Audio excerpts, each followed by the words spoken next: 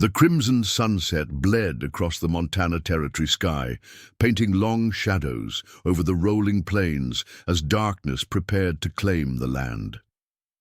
In this untamed wilderness, where survival hinged on strength, wit, and sometimes mere chance, remarkable stories of human endurance were etched into the very soil beneath weary travelers' feet.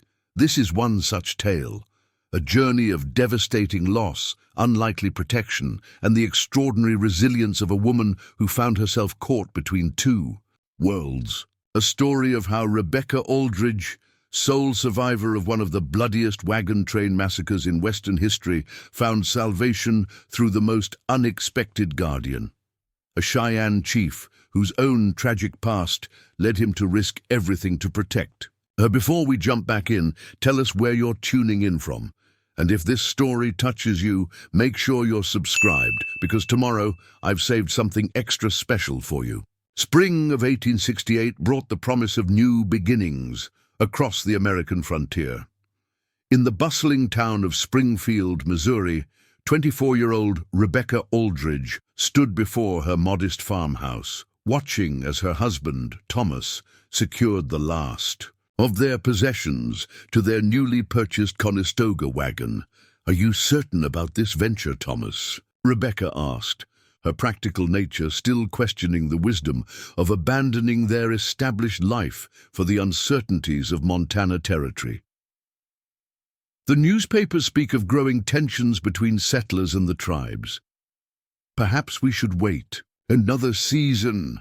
Thomas paused his work, wiping sweat from his brow as he considered his wife's concerns. At 30, he carried himself with the quiet confidence of a man who had survived the Civil War and returned home, determined to build something meaningful from the ashes of conflict.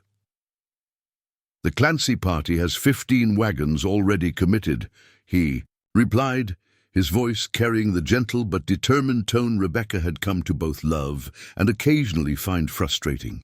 "With the Ferguson brothers bringing their militia experience, we'll have ample protection. Besides," he added with a smile that still made Rebecca's heart quicken, "that land grant won't wait forever. 200 acres of Montana's richest soil, just waiting for someone with the courage to claim it." Rebecca nodded, knowing further debate was futile.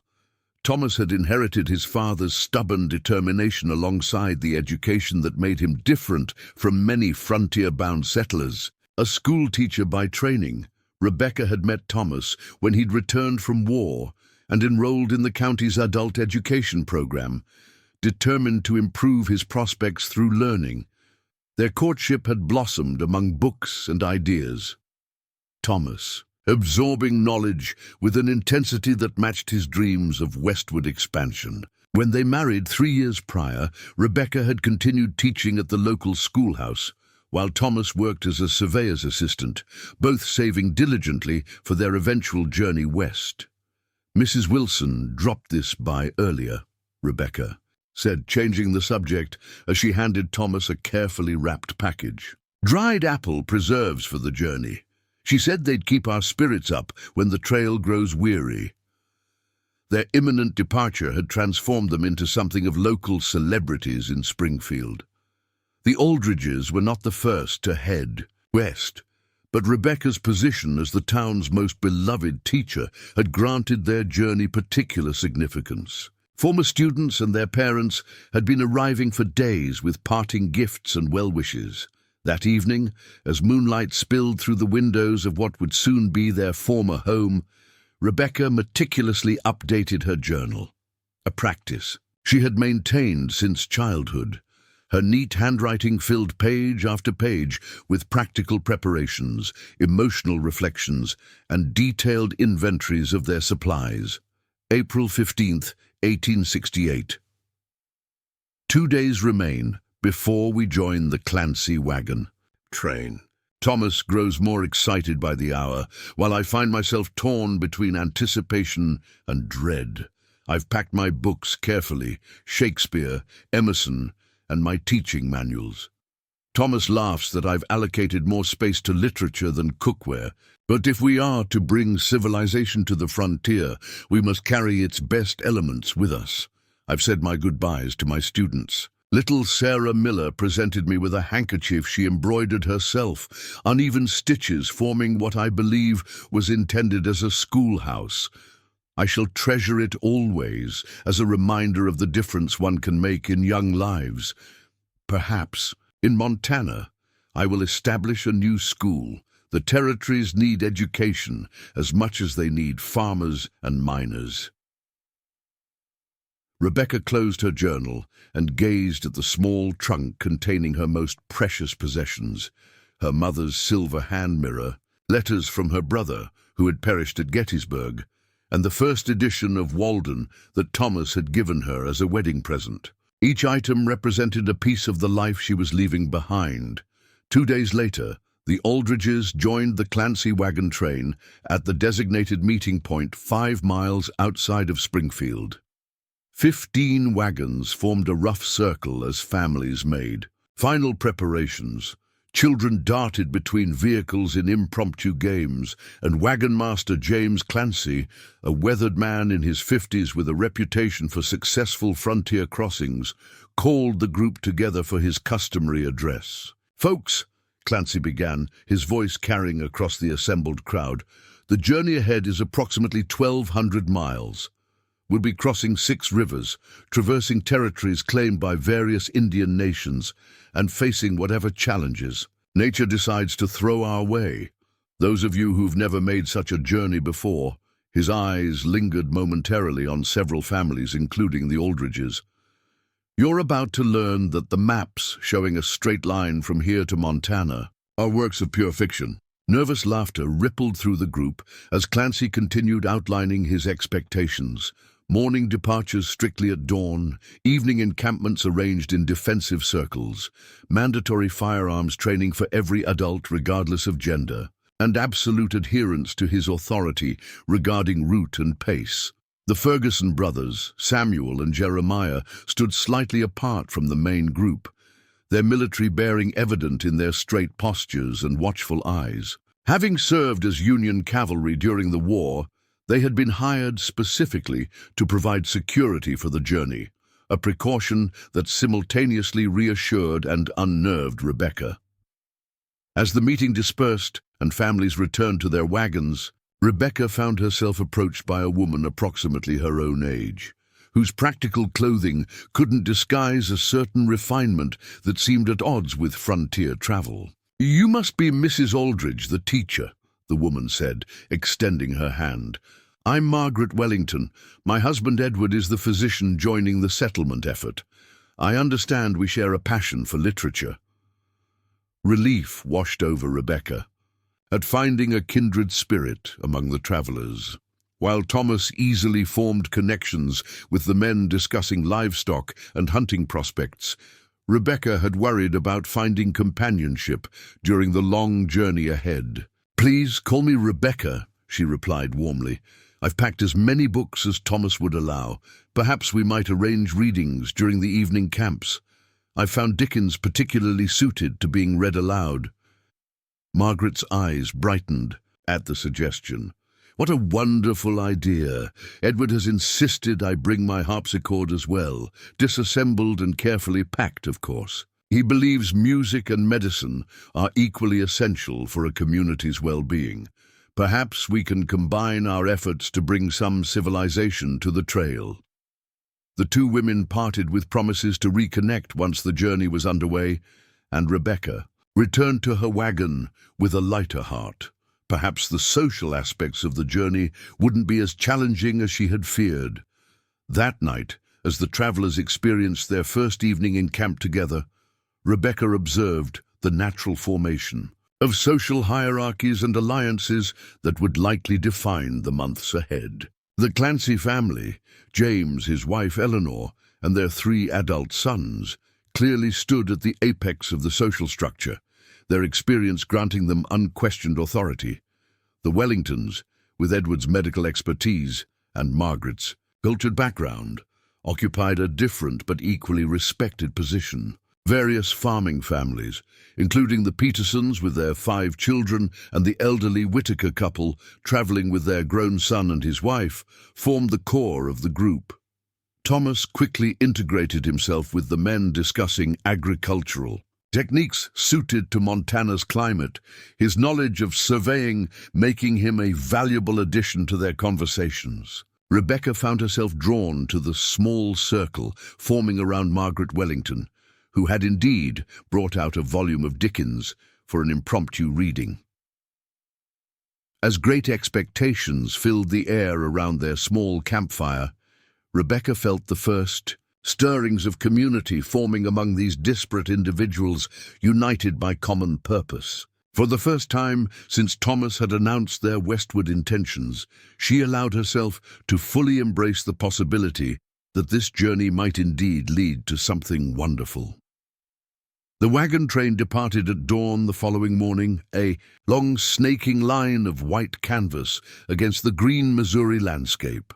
Rebecca, taking her turn walking alongside the wagon to spare the oxen, mentally composed another journal entry describing the strange combination of excitement and trepidation that accompanied each step away from civilization toward the unknown.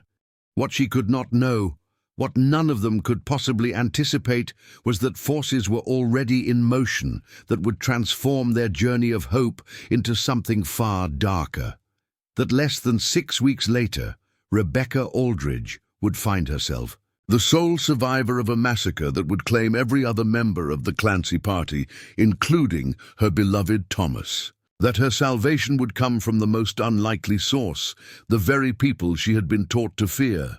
Preparing and narrating this story took us a lot of time, so if you are enjoying it, subscribe to our channel.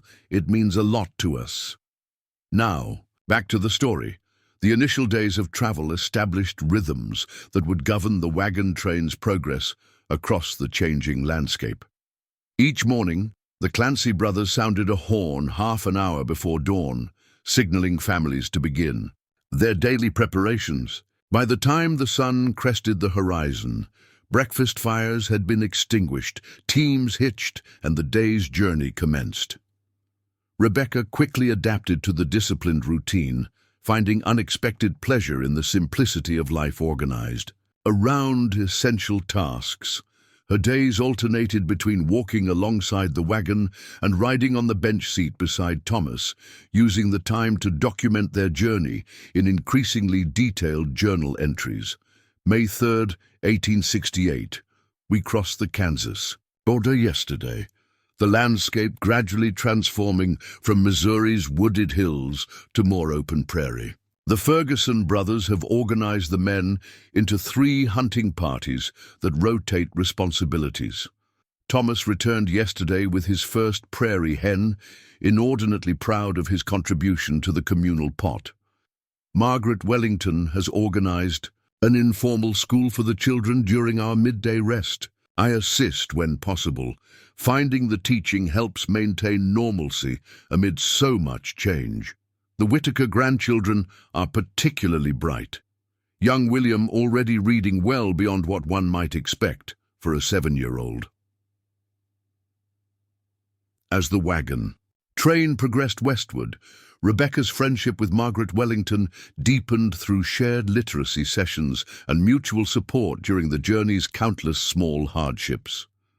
Margaret confided that she and Edward had lost 2 children to scarlet fever before deciding to seek a fresh start in Montana. Information shared during a rare moment of privacy as they gathered wild berries some distance from the encampment. "Perhaps it's foolish," Margaret admitted, her fingers stained purple with juice. "But I feel the children's spirits might rest easier knowing we've found purpose after their passing. Edward believes the frontier's demands will give us less time to dwell on our grief." Rebecca squeezed her friend's hand, understanding the unspoken weight of carrying such loss while maintaining a brave face. "There's wisdom in that. Thomas says the territories need people willing to build community, not just extract resources and leave. Your children would be proud to know their parents are part of something so meaningful." The 2 women returned to camp with their gathered berries, the shared confidences strengthening bonds that made the journey's hardships more bearable.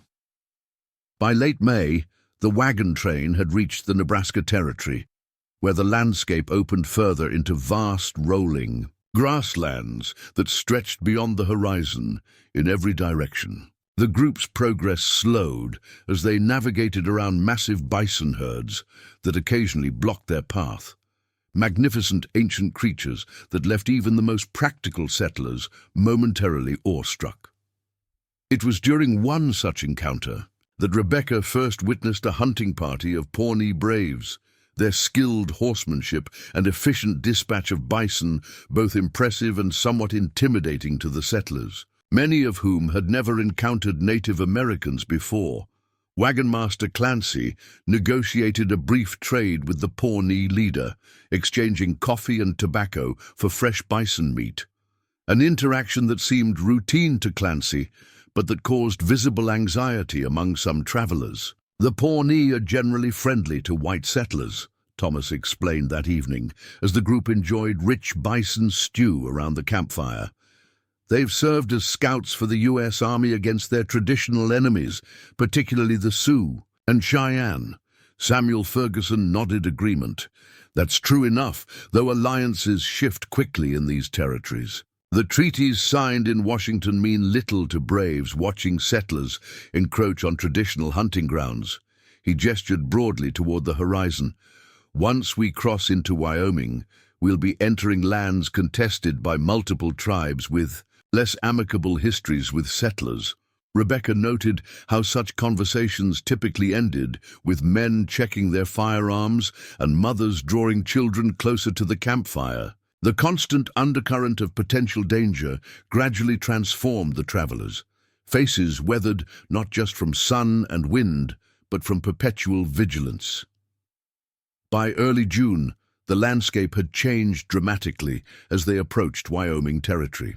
The lush prairies gave way to more rugged terrain, with distant mountains visible on the horizon. Water became a precious commodity, with Clancy carefully planning each day's journey around reliable sources.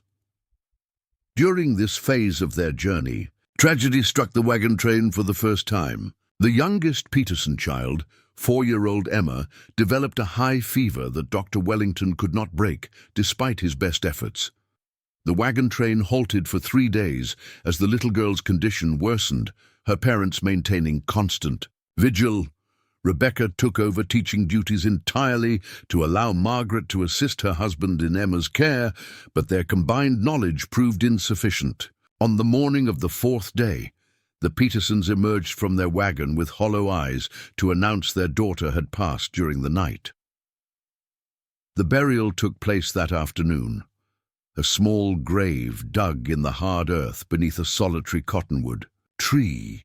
Reverend Whitaker, who had served as a circuit preacher before joining the westward journey, offered words of comfort as the child was laid to rest in a coffin fashioned from a storage crate. Rebecca watched Thomas carve the child's name into a wooden marker, the finality of the moment striking her with unexpected force. That night, she wrote in her journal, June 12, 1868, "I find myself questioning the price of our ambitions today. Little Emma Peterson lies buried beneath Wyoming soil, thousands of miles from the Missouri home where she took her first steps. Her parents continue westward because turning back now seems as impossible as bringing their daughter back to life." Thomas says we must accept such losses as part of the cost of expanding civilization, but I wonder if civilization itself shouldn't be measured by our ability to protect our most vulnerable. The wagon train will move on tomorrow, and within weeks, Emma's grave will be indistinguishable from the surrounding landscape. Her brief life marked only in her family's memory and this humble journal. The group resumed their journey with subdued spirits that gradually lifted as the practical demands of travel reasserted themselves. The Wyoming landscape proved both beautiful and treacherous, stunning vistas of mountains and plateaus balanced against dangerous river crossings and increasingly difficult terrain for the wagons. By late June, they had reached the vicinity. of Fort Laramie, where the wagon train paused for 3 days to rest animals, repair equipment, and replenish supplies. The fort represented a brief return to civilization, a place where news from the East could be obtained, letters sent to anxious relatives, and luxuries like fresh bread and proper baths briefly enjoyed. For Rebecca, the fort's small library proved irresistible. While Thomas negotiated for axle replacements and additional ammunition, she spent hours poring over month-old newspapers and borrowed books, absorbing information like parched earth accepts rain. It was at Fort Laramie that James Clancy received troubling news that he shared with the group on their final evening at the outpost. Reports had come in of increased hostilities between settlers and various native groups throughout the territories, with particular concern about the northern route they had planned to take. There's been a series of raids on smaller wagon parties and isolated homesteads, Clancy explained, his weathered face grave in the lamplight of the fort's common room. The commander here recommends we adjust our course slightly southward and travel in closer formation. The Ferguson brothers and I have mapped an alternative route that adds perhaps 2 weeks to our journey, but should keep us in safer territory.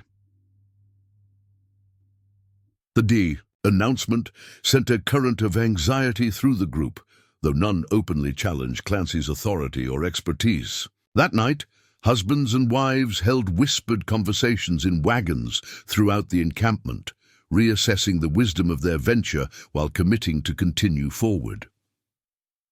Rebecca found Thomas unusually reflective as they prepared for sleep, in their wagon's cramped quarters. "Perhaps your earlier concerns had merit," he admitted, checking his rifle before placing it within easy reach. "But we've come too far to turn back now, nearly halfway to our destination, with the worst of the mountain crossing still ahead." Rebecca traced her fingers along his worried brow. The Wellingtons lost children, and still found courage to seek a new beginning. The Petersons buried Emma, yet continue forward. "We're part of something larger than ourselves now, Thomas. Whatever dangers lie ahead, we'll face them together." His features softened as he took her hand. "When did my cautious schoolteacher become the voice of frontier determination?" "Perhaps the journey changes us all," she replied with a small smile. "Yesterday I watched Margaret Wellington shoot a sage hen at 30 paces, a woman who once fainted at the sight of her husband lancing a boil." They shared a quiet laugh that temporarily eased the tension, though both knew the modified route ahead held uncertainties that no amount of planning could entirely mitigate. As the wagon train departed Fort Laramie on July 1st, Rebecca couldn't shake a sense of foreboding that settled over her like the thin layer of ever-present dust that covered their possessions. She told herself it was merely the natural anxiety that came with awareness of specific, rather than abstract, dangers. Yet something in Clancy's expression during the morning's departure, a tightness around his eyes that his customary gruff confidence couldn't entirely mask, suggested the wagon master harbored concerns beyond what he had shared with the group. What Rebecca could not know was that Clancy's anxiety was well-founded. The alternative route would take them through a narrow valley that lay at the center of a territorial dispute, not between settlers and natives, but between two powerful, indigenous nations. In 10 days' time, the Clancy wagon train would become collateral damage in a conflict whose complexities no Eastern newspaper had accurately reported. And Rebecca Aldridge's life would be shattered and transformed beyond recognition. July 8, 1868 dawned with a spectacular sunrise that painted the Wyoming sky in brilliant hues of orange and pink. Rebecca woke early, stepping down from the wagon to appreciate the peaceful beauty that momentarily masked the journey's hardships. Dew glistened on the prairie grass surrounding their encampment, and distant mountains stood silhouetted against the brightening horizon. "It's going to be a scorcher today," Thomas observed, as he joined her, passing a tin cup of coffee into her grateful hands. "Clancy wants an early start to reach Whispering Creek by midday, Says there's good shade there for the afternoon rest. The destination, a narrow valley with a reliable water source, lay approximately 8 miles ahead, according to Clancy's maps. The wagon master had been pushing for longer daily distances since leaving Fort Laramie, his usual jovial demeanor replaced by a focused efficiency that communicated urgency without explicitly acknowledging danger. "I finished mending your blue shirt," Rebecca said, sipping the bitter brew, "though I'm not sure why I bother. Everything we own has taken on the same dusty brown color regardless of its original hue." Thomas laughed, the sound briefly lifting, the weight of constant vigilance from his features. "Save your fancy stitching for Montana, Mrs. Aldridge. I hear tell they have actual wooden floors and real glass windows out there. Might even remember what it's like to wear clean clothes on Sunday." Their easy banter masked deeper concerns neither wished to voice aloud. 3 nights earlier, one of Clancy's sons on perimeter watch had spotted distant campfires that suggested a sizable group paralleling their route. The Ferguson brothers had ridden out to investigate, but returned with only vague reports of Indian sign, information shared quietly among the men, but inevitably overheard by their wives.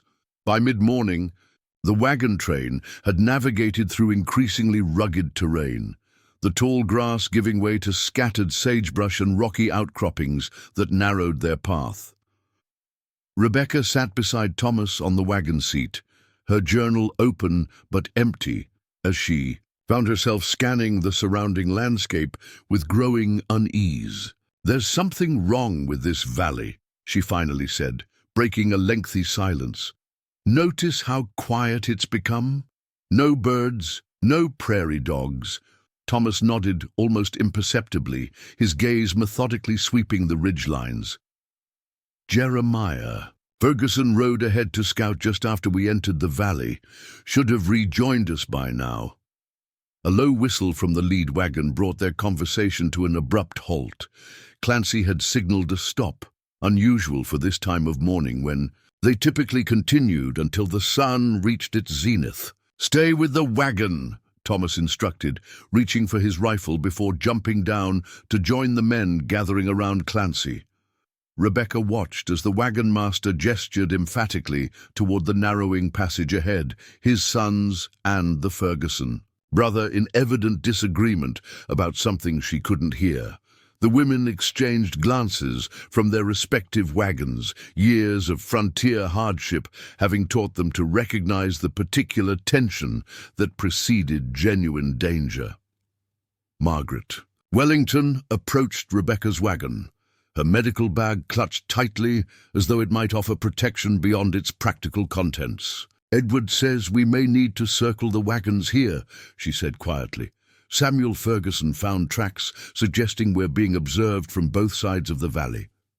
Before Rebecca could respond, a single rifle shot echoed through the canyon, followed by the unmistakable sound of Jeremiah Ferguson's horse galloping toward them at breakneck speed, riderless. What followed unfolded with such bewildering speed that Rebecca's memories would forever remain fragmented, like shattered glass reflecting disconnected images of horror. The first wave of attackers appeared suddenly on the western ridge. Warriors from what appeared to be multiple tribes, their bodies adorned with paint patterns unfamiliar to the settlers. Their initial volley of arrows and rifle fire created instant chaos as oxen bellowed in pain and men scrambled for defensive positions. "Get under the wagon," Thomas shouted, physically lifting Rebecca from her seat and pushing her toward shelter as he raised his rifle toward the ridge. Rebecca crawled beneath the wagon bed, its sturdy frame offering illusory protection as dust and panic filled the air around her. Through the wooden slats above, she could see Thomas firing methodically at attackers, now descending the slopes toward the scattered wagons. "Head toward the creek bed." Clancy's voice cut through the cacophony of screams and gunfire. "Form a defensive line by the water." The plan might have worked had a second group of warriors not emerged from the eastern ridge. effectively trapping the wagon train in devastating crossfire. From her position beneath the wagon, Rebecca witnessed Margaret Wellington struck by an arrow as she ran toward a child separated from its mother. The doctor's wife crumpled mid-stride, her medical bag spilling useless remedies into the blood-soaked dirt. The Clancy brothers fought with desperate coordination, creating a brief protective corridor through which some women and children managed to retreat toward the creek's meager cover. Rebecca remained frozen, a primal fear rendering her incapable of the dash to relative safety. "Rebecca!" Thomas appeared beside the wagon, his face streaked with soot from discharged firearms. "We have to move now!" As he reached to pull her from beneath the wagon, a mounted warrior charged toward them. Thomas pivoted to fire, but his rifle produced only the hollow click of an empty chamber. The warrior's lance caught him squarely in the chest, the force of the impact lifting him briefly from his feet before he collapsed mere inches from Rebecca's outstretched hand. "Thomas!" she screamed, instinctively moving toward him before another part of her mind, a cold, calculating voice of survival, commanded her to remain hidden. Blood pooled beneath Thomas's motionless form, spreading slowly toward where Rebecca lay paralyzed by horror. His eyes, still open, stared sightlessly at the wagon bed above them both, all ambition and tenderness extinguished in an instant. The battle, if such a one-sided slaughter could be called that, lasted less than 20 minutes. The Ferguson brothers died defending the Whitaker children. Clancy and his sons fell near the creek bed. Dr. Wellington was found with his surgical instruments scattered around him, apparently attempting to treat wounds even as the attack continued. Not an adult male survived. Some of the women and younger children who had reached the creek were taken captive. Others lay where they had fallen, lives and dreams extinguished with brutal efficiency. Throughout the massacre, Rebecca remained motionless beneath the wagon, her body pressed against the earth as though trying to disappear into it. The wagon, above her, caught fire during the final stages of the attack, forcing her to inch backward toward the rear wheel as smoke and heat intensified. From this position, she witnessed the attackers methodically moving through the devastation, collecting weapons, retrieving their arrows, taking only the most valuable or portable items from the wagons before setting them ablaze. The warriors spoke languages Rebecca couldn't identify, some appearing to argue over captives, others gathering the settlers' horses into a makeshift remuda. Their movements displayed the practiced efficiency of those accustomed to such engagements. Coordinated, purposeful, devoid of the chaotic brutality white newspapers typically attributed to Indian massacres. As the attackers prepared to depart with their spoils and captives, Rebecca caught a glimpse of distinctive face paint and headdress that identified at least one group as Cheyenne. This fleeting observation, made through smoke-stung eyes, would later prove crucial to her survival.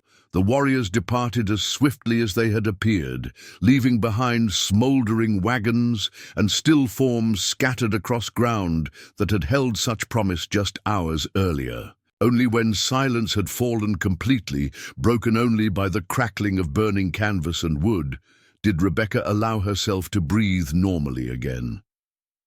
She remained in hiding until dusk, the rational part of her mind recognizing that warriors sometimes left sentries behind to dispatch survivors. When darkness finally provided better concealment, she crawled from beneath the charred remains of their wagon, her dress stiff with Thomas's dried blood. The nightmarish landscape that greeted her defied comprehension.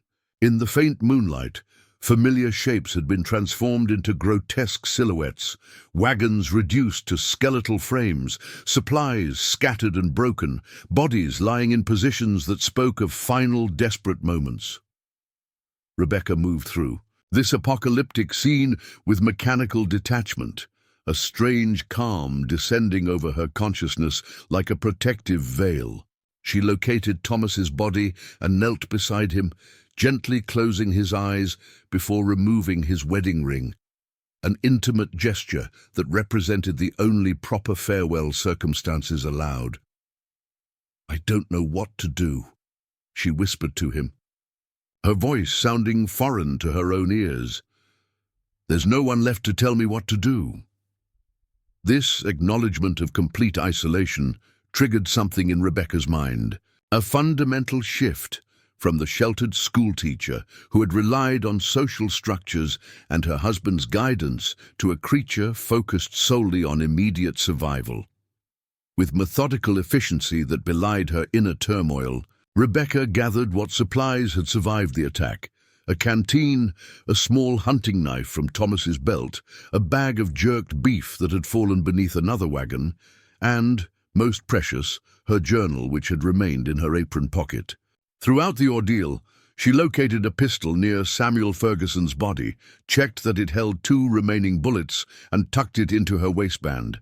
The weight of the weapon, physically and symbolically, represented her transformation from protected to protector of her own life. As the moon climbed higher, Rebecca faced her first survival decision: whether to remain with the dead, possibly, attracting scavengers both animal and human, or strike out alone into territory she barely understood with winter months approaching. "I can't bury them all," she realized aloud, confronting the physical impossibility of providing proper graves for 19 people with only her bare hands and a small knife as tools. Instead, she gathered stones from the creek bed, creating small cairns over Thomas and the Wellingtons, a token gesture of respect rather than adequate burial. For the others, she said a single prayer, committing their souls to God's care while silently acknowledging the inadequacy of this farewell. Before dawn broke, Rebecca Aldridge walked away from the massacre site, heading northeast based on vague recollections of Fort Laramie's location. The school teacher from Springfield, Missouri, with her books and dreams of bringing education to Montana Territory, had ceased to exist. In her place walked a hollow-eyed survivor, moving like a ghost across the Wyoming landscape, unsure if physical survival was a blessing or simply prolonged suffering. What she could not possibly know was that her solitary trek was being observed from a distant ridgeline, watched through a brass spyglass held by a man whose decision to follow her would ultimately determine whether Rebecca Aldridge's story ended in lonely death on the prairie or evolved into something far more extraordinary than frontier society could comprehend. July heat beat down mercilessly as Rebecca stumbled across the Wyoming wilderness. 3 days had passed since the massacre, 3 days of disoriented wandering without clear direction. Her initial plan to head toward Fort Laramie had quickly dissolved into confusion as unfamiliar landmarks and mounting exhaustion distorted her sense of direction. The meager supplies she'd salvaged were rapidly dwindling. The jerked beef lasted only through the 2nd day, and her canteen now held barely 2 swallows of brackish water. The physical deprivation, however, paled in comparison to the psychological devastation that threatened to consume her entirely. At night, when she allowed herself brief periods of rest in whatever minimal shelter she could find, a hollow beneath a rocky outcropping, the shadow of a lone cottonwood, vivid images from the massacre replayed relentlessly behind her closed eyelids. Thomas's final moments, Margaret Wellington crumpling mid-stride, children screaming for mothers who could no longer protect them. During daylight hours, Rebecca maintained forward momentum through a peculiar state of detachment. Her mind seemed to separate from her suffering body, observing its deterioration with clinical distance while focusing solely on the mechanics of survival. 1 foot before the other, identifying potential water sources, scanning the horizon for threats. On the 4th day, she reached a small stream cutting through the otherwise barren landscape. Rebecca fell to her knees beside it, cupping water to her cracked lips with trembling hands. The cool liquid revived her enough to recognize the danger of her situation. Exposed in open terrain, visible to anyone within miles. After refilling, Her canteen and washing the worst of the blood and grime from her face and hands, Rebecca sought better concealment. A stand of scrub pine and juniper, approximately 50 yards from the water, offered minimal protection, but it was the best option available. As she settled beneath the sparse branches, Rebecca withdrew her journal, the last tangible connection to her former self. Its pages chronicled the hopeful journey that had preceded catastrophe, filled with detailed observations and reflections written by a woman who now felt like a stranger. For the first time since the attack, Rebecca found herself compelled to document her new reality. July 12, 1868. I exist, though I cannot call this living. Thomas is gone. All are gone. Only I remain, though I cannot understand why Providence spared me alone. My hands shake as I write these words, partly from hunger, partly from the knowledge that no one may ever read them. I've become a ghost moving through this vast wilderness, untethered from all that defined me. I try to recall the geography lessons I once taught my students. Fort Laramie lies somewhere to the southeast, perhaps 3 days' journey for a healthy traveler with proper supplies. In my current state, the distance seems insurmountable, yet to remain stationary means certain death. The act of writing, of organizing chaotic thoughts into coherent sentences, provided momentary respite from overwhelming despair. As Rebecca closed the journal, her teacher's mind began methodically assessing her circumstances with newfound clarity. She had approximately 1 day's water in the canteen. No food. A pistol with 2 bullets that represented both potential defense and, in darkest moments, the temptation of a quicker end than starvation. The clothes on her back, a once blue dress now stiffened with dirt and blood, sturdy boots showing signs of imminent failure, and Thomas's coat, salvaged from his body and far too large for her frame, but essential protection against cool nights. Priorities, she whispered to herself, her voice rough from disuse. Water, shelter, direction. Rebecca tore a strip of fabric from her petticoat and tied it around her head to mitigate the sun's punishing effects. She would rest until late afternoon, then follow the stream which likely fed into a larger waterway that might lead to civilization or at least better survival prospects. As exhaustion overcame vigilance, Rebecca drifted into uneasy sleep beneath the juniper's meager shade. She did not notice the faint trail of smoke rising beyond the distant ridge, nor hear the occasional soft jangling of metal ornaments carried on the wind, sounds that would have alerted a more experienced frontiersman. To nearby presence, Chief Grey Wolf lowered his brass spyglass with a contemplative frown. For 2 days, he had tracked the lone white woman's erratic journey across territory his Cheyenne people had hunted for generations. His initial discovery of her trail leading away from the massacre site had presented him with a complex dilemma that now demanded resolution. "She will not survive another day without intervention," he observed in his native tongue to Standing Bear, his most trusted warrior and brother by choice since childhood.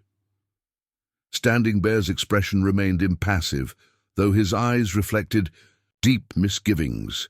"The woman is not our concern. She belongs to the world of the whites, whose encroachment threatens our very existence.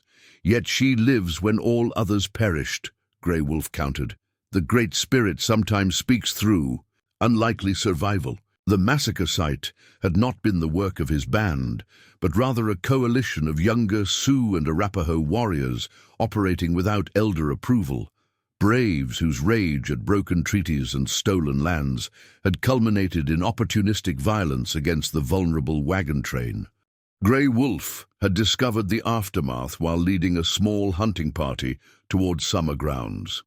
The attack troubled him deeply, not from sympathy for white settlers whose presence increasingly threatened native survival, but from strategic understanding that such indiscriminate killings would inevitably trigger military reprisals against all indigenous people, regardless of their involvement. Following the lone survivor had not been a planned decision, but an instinctive response to an unprecedented situation. At 52 winters, Grey Wolf had experienced enough of both war and peace with whites to recognize the woman's potential significance, whether as hostage, witness, or something yet undefined. The soldiers will believe Cheyenne committed this act regardless of truth, Standing Bear argued, gesturing toward the distant figure barely visible beneath the juniper. Taking her captive only confirms their assumptions. Grey Wolf tucked the spyglass into the decorated leather case hanging from his belt. I do not speak of captivity, he replied, but neither can we allow her to die when prevention lies within our power. Standing Bear's skepticism was justified. 20 years earlier, Grey Wolf's own wife and infant daughter had died from diseases brought by white settlers pushing ever westward. His position as chief had subsequently been defined by pragmatic navigation between resistance and selective accommodation, a nuanced approach that younger warriors increasingly questioned as railroad expansion and broken treaties threatened. Their way of life, the woman sleeping fitfully below, represented the very forces contributing to his people's destruction.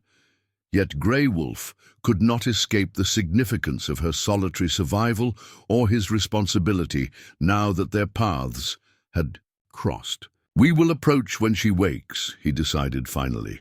One woman cannot threaten our hunting party, and she appears near death already. The manner of her response will determine our next action. Standing Bear accepted the decision with reluctant nod, though his hand remained near his knife, a precaution Grey Wolf neither commented on nor discouraged. Survival on the frontier required constant vigilance, regardless of compassionate impulses. Rebecca awoke disoriented as evening shadows lengthened across the landscape.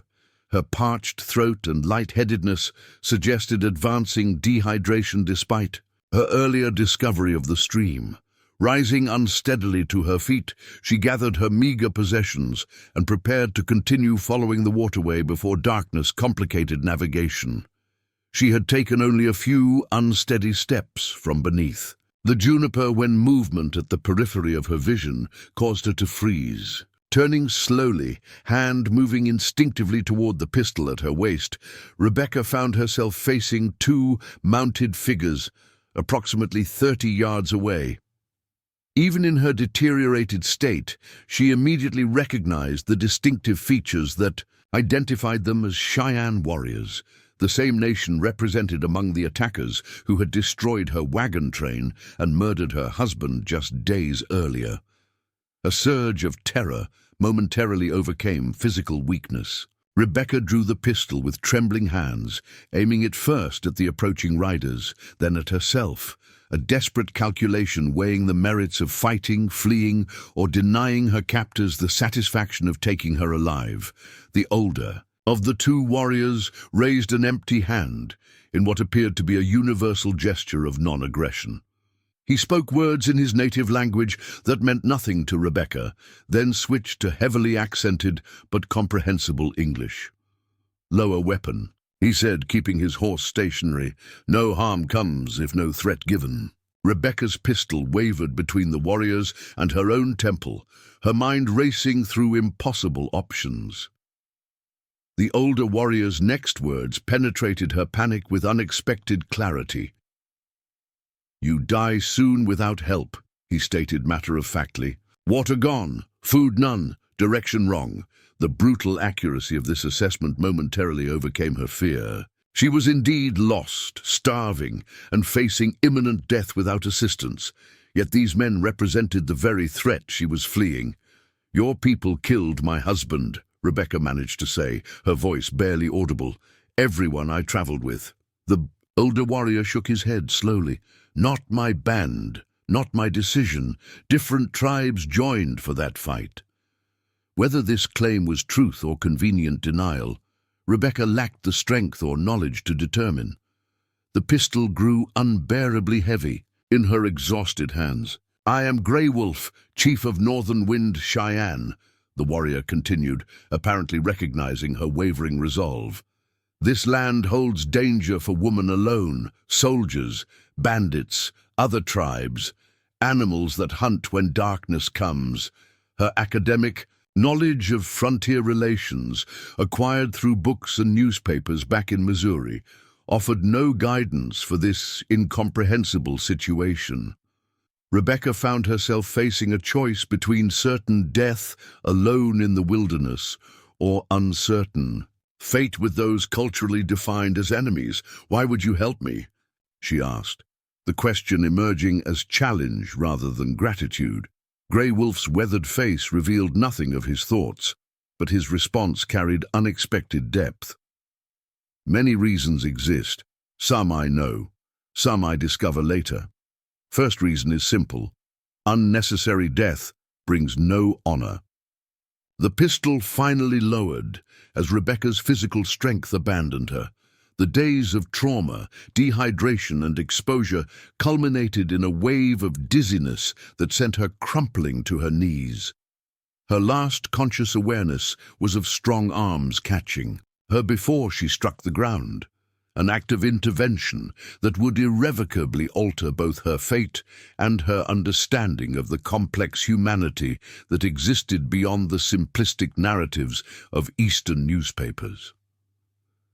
As consciousness faded, Rebecca could not know that her survival of the massacre had set in motion events that would challenge fundamental assumptions on both sides of a cultural divide, or that Chief Grey Wolf's decision to preserve her life would eventually place his own in grave jeopardy from those who considered any alliance with whites an unforgivable betrayal of native interests.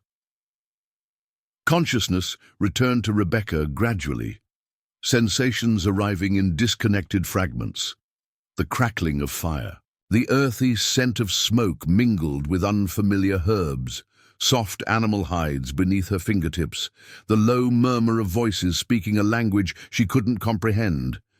She opened her eyes to find herself inside a skin lodge, its conical structure rising to an opening that revealed a patch of star-filled night sky. A small central fire cast flickering shadows across intricate painted designs decorating the interior walls, geometric patterns interspersed with stylized animal forms. Rebecca's first instinct was to bolt upright, but her body refused the command, responding instead with waves of dizziness that forced her back onto the buffalo robe, serving as her bed. A movement to her left drew her attention to an elderly Cheyenne woman who sat cross-legged nearby, grinding something in a stone bowl. The woman spoke softly in her native tongue, her lined face neither hostile nor particularly welcoming, as she assessed Rebecca's condition. When no response came, she set aside her work and offered a wooden cup containing cool water.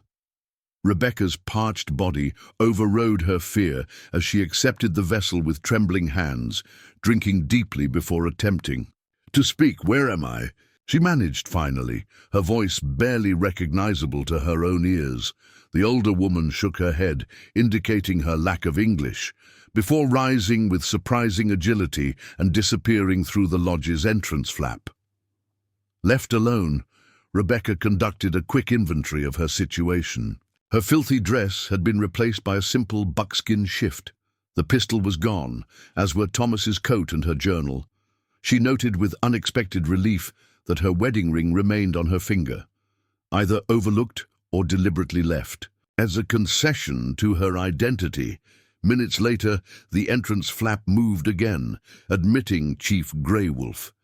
His imposing presence filled the modest space as he settled across the fire from her, studying her with penetrating intensity before speaking. "You sleep 2 days, he informed her. "Fever came, then left. Spotted Fawn gave medicine that helps whites when sickness takes them." 2 days lost to unconsciousness. Rebecca absorbed this information with growing unease, realizing how completely her survival now depended on these people whose kin, or at least allies, had destroyed everything she held dear. "My belongings," she began hesitantly. Grey Wolf gestured to a small bundle beside her bedding. "Your book with marks. Your husband's. Coat clean now? He paused before adding, gun taken. No weapons for guests until trust grows. The term guest, rather than prisoner, caught Rebecca's attention, though she remained uncertain whether the distinction held any practical difference in her current circumstances. Where have you brought me? She asked, struggling to maintain composure. Small hunting camp, Grey Wolf replied. 5 lodges, away from main village until summer hunt ends. He pointed westward through the smoke hole. Your Fort Laramie, 4 days' ride that direction. Army soldiers look for war parties, now hunting those who attacked your wagons.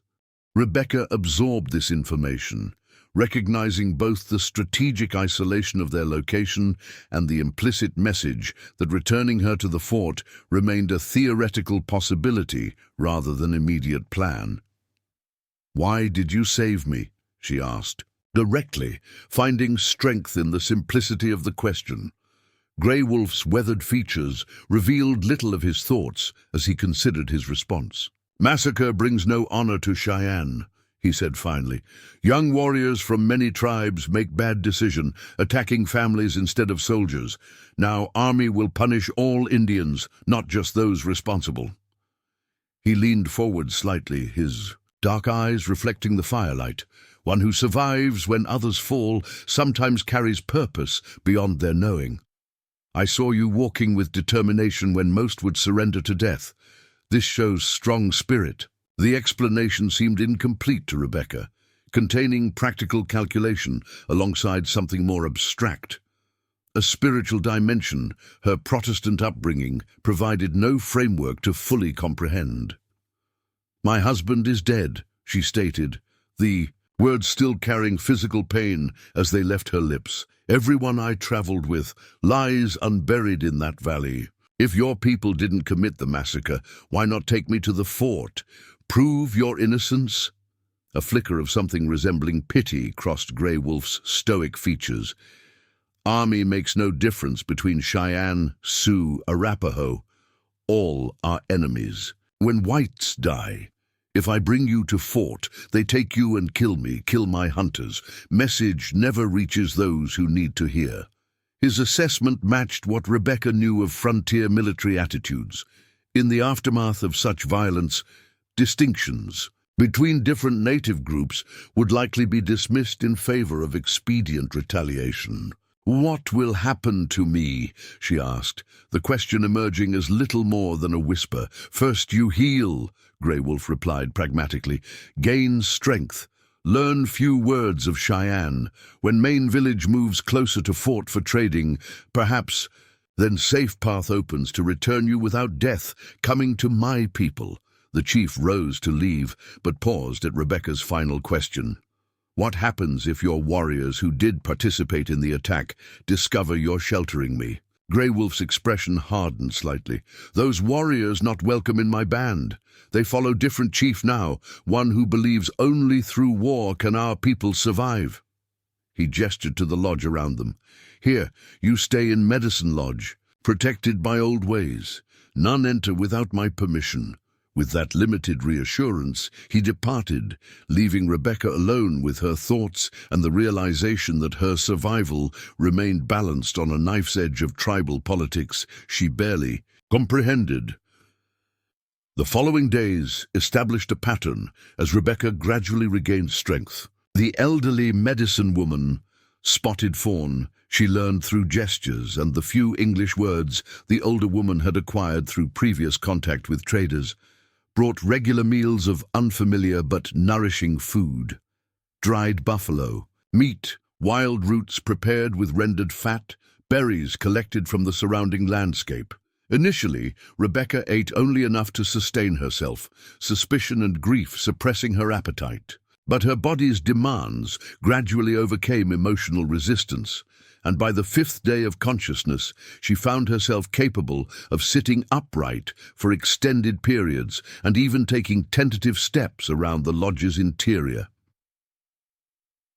Throughout this recovery, Grey Wolf visited daily, each conversation adding layers to Rebecca's understanding of her precarious situation. She learned that his small hunting party consisted of 15 people, primarily older warriors whose loyalty to their chief outweighed the more aggressive attitudes gaining popularity among younger tribal members. "The world changes too quickly," Grey Wolf explained during one such conversation. "Young men see only two paths: fight until death or surrender all traditions. I seek third way, adapt what must change, preserve what must endure." Rebecca recognized that her presence created complications for this middle path, representing both opportunity and threat to Grey Wolf's tenuous position within the tribes. Political structure. On the seventh day, feeling sufficiently recovered to risk potential rejection, Rebecca made her first request. "I need to bathe," she stated when Grey Wolf arrived for his customary visit. "And I would like to leave this lodge, even briefly. Confinement." She hesitated, searching for words he might understand. "Makes healing harder for the spirit." Grey Wolf considered her request with characteristic deliberation. "Water Place exists beyond Third Lodge," he finally replied. "Spotted Fawn will take you when sun touches middle sky. You may walk in camp after, but always with her beside you." This conditional freedom represented significant trust, Rebecca realized, or perhaps calculated risk management from a leader accustomed to weighing multiple factors in every decision.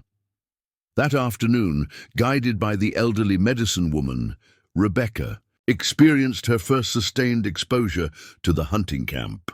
The 5 lodges were arranged in a rough semicircle facing east, with smaller structures she recognized as food storage caches positioned strategically nearby.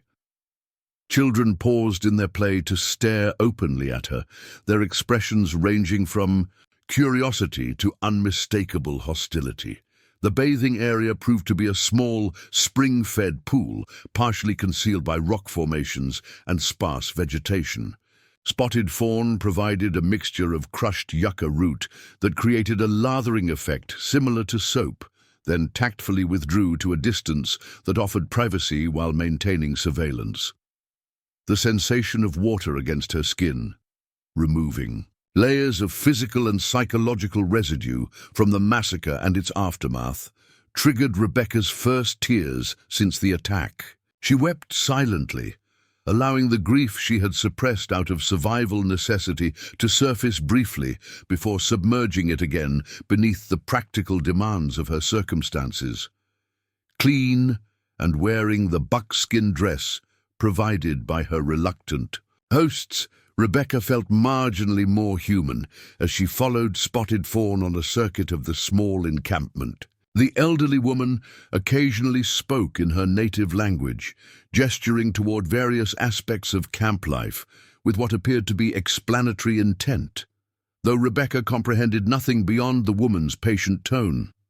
Their walk brought them to where 3 women worked outside the largest lodge, scraping a freshly killed deer hide stretched on a wooden frame. The youngest, perhaps 18, looked up with undisguised contempt as Rebecca approached. "White woman brings death," she declared in surprisingly clear English. "Grey Wolf grows foolish with age." Spotted Fawn responded sharply in Cheyenne, but the young woman merely shrugged before returning to her task with deliberate indifference. "My son's widow," came Grey Wolf's voice from behind them. "She learned English from missionaries before they were driven away. Her heart grows hard since her husband died fighting soldiers last winter." Rebecca turned to find the chief watching the interaction with resigned understanding. "Many share her thoughts," he added. "Fear walks beside anger in times of great change." This candid acknowledgement of opposition to her presence among his people revealed more about Grey Wolf's character than any previous interaction. He neither apologized for his decision to shelter her, nor pretended it came without significant social cost. "Why risk division among your people for a stranger?" Rebecca asked quietly as they walked away from the women's work area.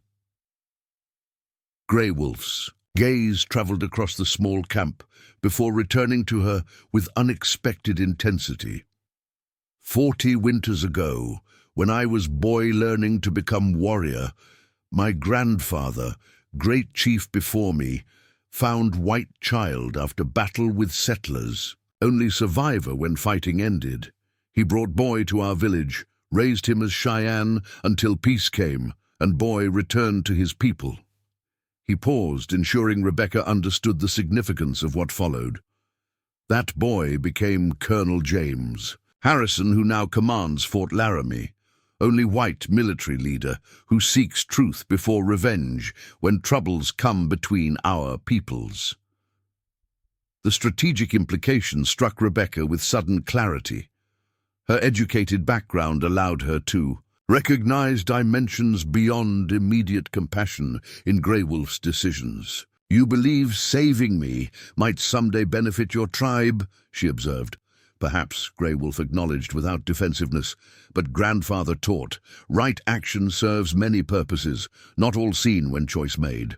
As they stood at the camp's perimeter, watching the sun descend toward distant mountains, Rebecca felt the first tentative bridge forming across the seemingly impassable chasm separating their worlds. Not trusting friendship, but mutual recognition of the complex humanity that existed beyond cultural boundaries. What neither could possibly anticipate was how this fragile connection would soon be tested by forces gathering beyond their isolated hunting camp. Forces intent on revenge rather than understanding, and willing to sacrifice both Rebecca and Grey Wolf in pursuit of objectives that transcended individual lives. 50 miles southwest of Grey Wolf's hunting camp, Captain William Hollister surveyed the massacre site with cold fury. 2 weeks had passed since the attack, but evidence of the slaughter remained painfully visible despite nature's efforts to reclaim the scene. Blackened wagon frames stood like skeletal monuments to frontier ambition. Personal possessions scattered by scavengers created tragic breadcrumbs of interrupted lives. 17 bodies accounted for, sir, Lieutenant Parker reported, approaching with notebook in hand.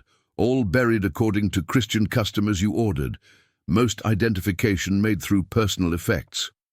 Hollister nodded curtly, his attention fixed on the crude map he'd sketched of the attack site. 20 years of frontier military service had taught him to read violence like a language, each detail contributing to a narrative that those without experience might miss. The manifest from Fort Laramie indicated 19 settlers in the Clancy party, he noted without looking up, plus their wagon master makes 20. Yes, sir, we've located all but 3 individuals, Rebecca Aldridge, schoolteacher from Missouri, Margaret Wellington, wife of the doctor, and James Clancy himself. The captain finally raised his eyes from the map, squinting against the harsh Wyoming sunlight. Captives? Possibly, Parker conceded. Though 2 weeks with no ransom communication is unusual, Scout Blackwood found significant blood evidence suggesting severe injuries to unrecovered individuals. They may have died elsewhere or been, he hesitated, rendered unidentifiable by predators. Hollister's jaw tightened at this diplomatic phrasing. He'd witnessed the aftermath of too many frontier massacres to harbor illusions about the fate of missing settlers, particularly women. His gaze shifted to a cluster of soldiers gathered nearby around a man dressed in civilian clothing, tall, angular, with the unmistakable bearing of authority despite his lack of uniform. "What does our Indian agent make of the scene?" he asked. Parker lowered his voice discreetly. "Mr. Davidson is convinced this was Cheyenne work, specifically Grey Wolf's northern band. Claims to recognize particular arrow designs and attack patterns." This assessment conflicted with Hollister's own reading of the evidence, but he kept his reservations private. Indian agency representatives wielded considerable political influence, their reports carrying weight with authorities far beyond the frontier's boundaries. "Gather the men," he ordered. "We ride in 30 minutes. I want to reach the Powder River crossing by nightfall." As Parker departed to relay the command, Hollister returned his attention to the massacre site, mentally cataloguing details that troubled his experienced eye. The attack had displayed unusual tactical sophistication, coordinated from multiple positions, executed with military precision rather than chaotic aggression. Such methodology contradicted everything he knew about Grey Wolf, whose reputation for pragmatic coexistence with settlers had earned him recognition as a potential peace broker in the region's escalating tensions. Yet, Davidson had arrived at Fort Laramie with explicit orders from territorial authorities: investigate recent attacks, identify responsible parties, and facilitate appropriate military response. His sudden enthusiasm for attributing the massacre to Grey Wolf's band struck Hollister as suspiciously convenient for those whose interests lay in discrediting moderate tribal leaders. "Captain," the voice belonged to Davidson himself, approaching with the confident stride of a man accustomed to deference. "I've completed my assessment. This attack bears all the hallmarks of Grey Wolf's warriors: the direction of approach, the specific targeting of males first, the pattern of fire damage, all consistent with previous raids attributed to his band." Hollister maintained a neutral expression. "Curious timing," he observed. "Grey Wolf is scheduled to participate in treaty discussions next month." Davidson smiled thinly. "Perhaps that's precisely the point, Captain. What better way to approach negotiations than from a position of demonstrated strength? These savages understand nothing but power and its application." The casual use of savages, a term Hollister had excised from his vocabulary through years of complex interactions with diverse native populations, revealed much about the Indian agent's perspective. "My orders are to escort you safely through the territory, Mr. Davidson," Hollister replied evenly, "not to launch punitive expeditions based on circumstantial evidence." Davidson's smile disappeared. "Your orders, Captain, come through military chain of command. Mine come directly from the territorial governor, who expects decisive action against hostiles responsible for the deaths of American citizens." He gestured toward the newly dug graves. "I believe this qualifies." The implied political threat hung between them, clear enough without explicit articulation. Hollister had survived 20 years of frontier service by knowing which battles to fight and which to strategically concede. "We follow the trail as evidence dictates," he stated finally. "If it leads to Grey Wolf's band, we'll proceed according to military protocol." This limited commitment appeared to satisfy Davidson temporarily. As the Indian agent strode away, Hollister caught sight of his scout, Blackwood, a half-Pawnee veteran of countless expeditions, watching the interaction with knowing eyes. The scout gave an almost imperceptible shake of his head before turning toward his horse, communicating volumes in the subtle gesture. Mounting his cavalry steed, Hollister led his detachment of 25 soldiers away from the massacre site, following tracks that headed northwest toward the territories Grey Wolf's people traditionally occupied. The experienced captain harbored growing suspicion that they were being manipulated toward a confrontation that would serve political interests far removed from genuine justice for the murdered settlers. 200 miles east of the massacre site, in the administrative offices of the Wyoming Territorial Land Commission, Harold Kingsley reviewed the latest dispatches with satisfied expression. The wealthy railroad investor had spent 3 years cultivating political connections throughout the territory, positioning himself to capitalize on the inevitable expansion of rail lines through the resource-rich region. Davidson reports military. "Pursuit of the responsible parties is proceeding as anticipated," he informed his associate Frederick Vaughan. "Captain Hollister shows reluctance, but can't ignore direct evidence when presented properly." Vaughan, a former Army colonel whose military connections proved invaluable to their enterprises, nodded approvingly. "And the route? Precisely as we discussed," Kingsley confirmed, unfolding a large map across his mahogany desk. His manicured finger traced a line through Wyoming's eastern territories. The proposed northern passage cuts directly through lands currently allocated to Grey Wolf's band under the Fort Laramie Treaty. This treaty, a fragile agreement reached between the U.S. government and various indigenous nations, represented the primary obstacle to the railroad expansion Kingsley had invested millions to secure. As long as moderate leaders like Grey Wolf maintained influence among the Cheyenne, outright annexation of these lands remained politically complicated. The Clancy Massacre provides perfect opportunity, Kingsley continued, his tone dispassionately analytical despite the human tragedy. Underlying their discussion, once Grey Wolf is implicated, military response becomes inevitable. His band will be relocated to southern reservations, clearing our preferred route without the messy business of formal treaty renegotiation. Vaughan studied the map thoughtfully.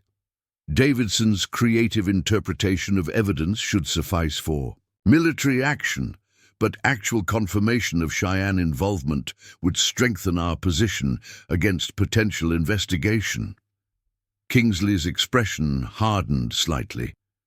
The hunting party we contracted has already dispersed. 4 Sioux, 3 Arapaho, and yes, 2 young Cheyenne warriors with grievances against Grey Wolf's leadership. Sufficient tribal diversity to prevent clear attribution, yet with Cheyenne participation to justify Davidson's conclusions. And all evidence points to a complete massacre? Vaughan pressed. No survivors to contradict the narrative.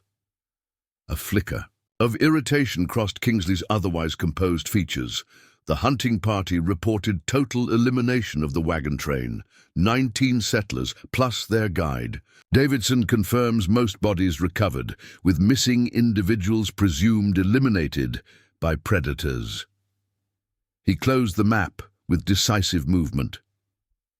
By this time next year, gentlemen, our locomotives will be running through lands currently occupied by people whose era has reached its natural conclusion.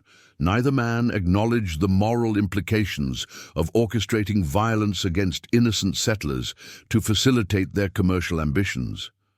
Such considerations had no place in the ruthless calculus of frontier development, where human costs were routinely subsumed beneath the mantra of progress.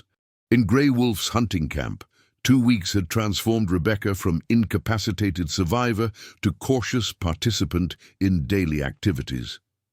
Her initial isolation gradually yielded to limited integration as she demonstrated willingness to contribute, rather than merely consume the band's resources. Under Spotted Fawn's guidance, Rebecca learned rudimentary food preparation techniques, her school teacher's methodical approach to learning earning reluctant approval from the elderly medicine woman. The simple, repetitive tasks, grinding dried berries into winter preserves, preparing sinew for later use in sewing, provided welcome distraction from persistent grief, while establishing minimal connections with the women whose initial hostility had evolved into guarded tolerance. Her relationship with Grey Wolf developed through daily conversations that grew increasingly substantive as language barriers diminished. Rebecca's academic background enabled rapid acquisition of basic Cheyenne vocabulary, while the chief's strategic interest in understanding white perspectives created mutual incentive for communication. Your people believe owning land brings freedom, Grey Wolf observed during one such exchange as they sat outside his lodge, watching children play a hoop-rolling game that combined recreation with development of hunting skills. My people believe belonging to land brings freedom. Small words different, meaning completely changed. Such philosophical discussions revealed Grey Wolf's depth of thought beyond Rebecca's initial assumptions, challenging her preconceptions while providing intellectual engagement she had sorely missed since the journey began months earlier.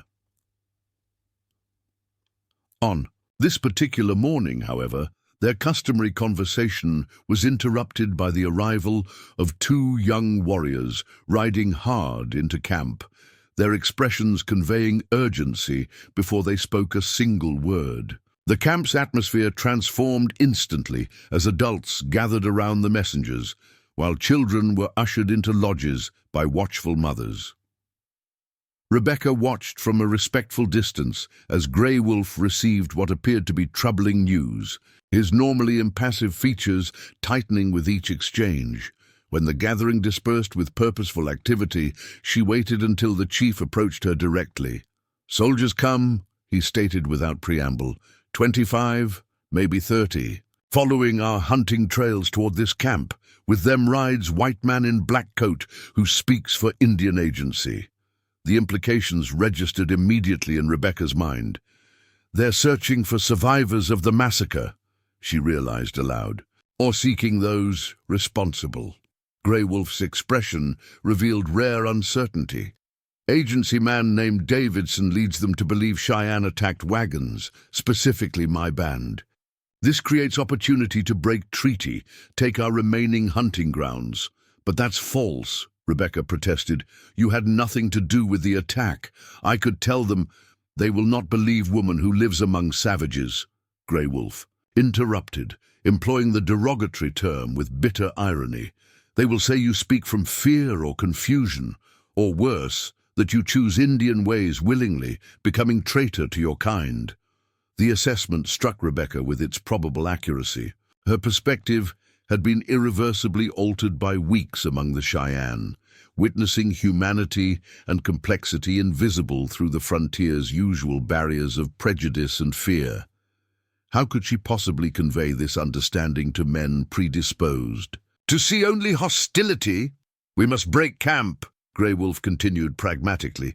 "Move west toward mountains where soldiers' horses struggle and our knowledge of hidden valleys provides advantage." "And me?" Rebecca asked, the question encompassing complexities beyond its simple wording. Grey Wolf studied her with penetrating intensity. "You faced choice when we first met. Now choice comes again, but with greater knowledge. Remain here for soldiers to find. Return to white world that may question your loyalties, or travel with my people, accepting unknown path ahead." The decision crystallized with unexpected clarity in Rebecca's mind. During her weeks in the hunting camp, she had glimpsed possibilities beyond the strictly defined boundaries of her previous existence. The identity she had carried to the frontier, proper schoolteacher, devoted wife, aspiring civilizing influence, had been shattered by violence beyond comprehension. What remained was something still forming, neither fully belonging to her past, nor completely embracing Cheyenne ways. "I will travel with you," she stated with quiet certainty, "at least until truth about the massacre can be established." What Rebecca could not possibly anticipate was how this decision would ultimately place her at the center of a conflict extending far beyond tribal politics or frontier justice. A pivotal position between worlds where her unique perspective might prevent further bloodshed or inadvertently trigger its escalation. As Grey Wolf's people dismantled their camp with practiced efficiency, Rebecca gathered her few possessions: journal, Thomas's coat, and the simple bone comb Spotted Fawn had given her, preparing for a journey whose destination remained as uncertain as her own evolving identity. Dawn painted the western horizon in delicate watercolor hues as Grey Wolf's band moved with practiced stealth through shadowed valleys. Within 2 hours of receiving news about approaching soldiers, the hunting camp had been dismantled completely. Lodges collapsed and bundled onto travois, food caches emptied, all traces of prolonged habitation methodically eliminated. Rebecca rode a dun-colored mare allocated by Grey Wolf himself, a significant gesture of trust and necessity, as walking would have slowed their urgent retreat. Initially uncomfortable, astride the Indian-style riding blanket that replaced her familiar side saddle, Rebecca adapted quickly, her body remembering skills acquired during childhood rides on her father's Missouri farm. "We follow hidden path," Grey Wolf explained, guiding his paint stallion alongside hers as they navigated a rocky passage between steep embankments. "Old Buffalo Trail, forgotten by white scouts, leads towards Sleeping Mountain." Rebecca nodded. Conserving breath for the challenging ride, the terrain grew increasingly rugged as morning progressed, transitioning from rolling prairie to broken foothills where pine and spruce created deeper shadows. Their party of 15, 7 warriors including Grey Wolf, 5 women and 3 children, moved in loose formation, experienced riders adjusting their pace to accommodate the heavily laden travois pulled by pack horses. By midday, they had covered impressive distance, reaching an elevated plateau that offered momentary respite and strategic vantage. While others watered horses at a spring-fed pool, Grey Wolf led Rebecca to an outcropping overlooking their back trail. "Look there," he directed, pointing toward distant movement barely discernible against the landscape. "Dust from many horses. Soldiers follow main trail, not our hidden path." Rebecca shielded her eyes against the bright sunlight, making out the unmistakable organization of military formation. Precise lines of mounted men traversing the valley they had abandoned hours earlier. "They'll discover your camp is empty," she observed. "Then what?" Grey Wolf's expression revealed nothing of his concern, though Rebecca had learned to recognize subtle tensions around his eyes that betrayed deeper emotions. "Davidson is cunning fox," he replied. "He will find small signs my young warriors could not completely remove. Will follow our direction, though not our exact path." He turned from the vista, his decision evident in his posture. "We continue, without rest until nightfall, must reach forest edge before dark." The afternoon's journey proved more arduous as elevation increased and trails narrowed. Rebecca's muscles protested the unaccustomed activity, but she maintained pace without complaint, drawing on reserves of determination that had sustained her through previous hardships. She found herself riding alongside Running Deer, the young widow whose initial hostility had gradually softened to reluctant acknowledgement. The woman's English remained limited but functional enough for basic communication. "You ride well for white woman," Running Deer observed, after they navigated a particularly challenging passage. Though not precisely friendly, the comment lacked her earlier contemptuous tone. "My father raised horses in Missouri," Rebecca replied, grateful for conversation to distract from physical discomfort. "He believed daughters should learn riding alongside sons." Running Deer nodded approval of this practical approach. "My husband taught me to shoot rifle before soldiers killed him. Said women must fight if men fall." Her dark eyes assessed Rebecca with renewed interest. "You know weapons." The question touched Rebecca's deepest regret from the massacre, her frozen inaction while Thomas and others were slaughtered. She began, then straightened her spine slightly. "I can learn." Something like respect flickered across Running Deer's features. "Perhaps," she acknowledged, before urging her horse forward to assist an elderly woman whose travois had shifted precariously. As dusk approached, the band reached the promised forest edge, dense ponderosa pines providing natural concealment. As they established minimal camp within the tree line, no fires were permitted, necessitating cold meals of pemmican and dried berries. Exhausted from the day's journey, Rebecca still found herself unable to sleep, her mind cycling through cascading implications of her decision to flee with the Cheyenne rather than await military discovery. "Your thoughts make noise like rushing stream," Grey Wolf commented, appearing beside her beneath the pine where she sat wrapped in Thomas's coat against the mountain chill. Rebecca managed a tired smile at the apt description of her mental state. "I'm wondering what Captain Hollister will conclude when he finds your abandoned camp," she admitted. "Whether he'll believe Davidson's claims that your people committed the massacre." Grey Wolf settled beside her, his presence both reassuring and unsettling in ways Rebecca wasn't prepared to examine closely. Hollister is experienced soldier, he noted, has fought many seasons but seeks truth before battle when possible. Davidson speaks with forked tongue, serving masters whose hunger for land never satisfies. His assessment aligned with Rebecca's growing understanding of frontier politics, the complex interplay between military pragmatism, indigenous survival, and commercial interests that often orchestrated conflicts from comfortable Eastern offices. "If I had stayed," she began tentatively, "could my testimony have helped your people?" Grey Wolf considered this counterfactual scenario with characteristic thoroughness. "Perhaps," he acknowledged, "or perhaps they declare you touched by madness from tragedy, or captive speaking from fear.